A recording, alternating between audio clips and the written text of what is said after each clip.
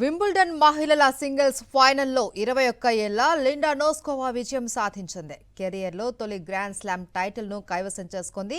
ఉత్కంఠభరితంగా సాగిన మ్యాచ్లో తోటి చెక్ క్రీడాకారిణికి కరోలినా ముచోవాపై 6-2, 5-7, 6-3 తేడాతో నోస్కోవా గెలుపొందింది. దాదాపు 2.5 గంటల పాటు సాగిన ఈ పోరులో నోస్కోవా మొదటి సెట్ను కేవలం 32 నిమిషాలలో గెలుచుకుని రెండో సెట్లో 5-2 ఆధిక్యంలో నిలిచి పూర్తి ఆధిపత్యం ప్రదర్శించింది. కానీ ముచోవా పట్టుదల వదలకుండా ఆడి సెట్ను సొంతం చేసుకుని మ్యాచ్ను నిర్ణయాత్మక మూడో సెట్కు తీసుకెళ్లింది.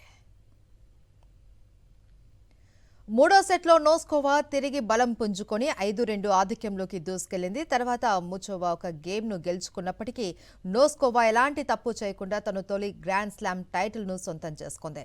2023లో మార్కెటా విండ్రోసోవా, 2024లో బార్బోరా గ్రెజుకోవా తర్వాత వింబుల్డన్ మహిళల టైటిల్ను గెలిచిన మూడో చెక్ రిపబ్లిక్ క్రీడాకారిణిగా నిలిచింది.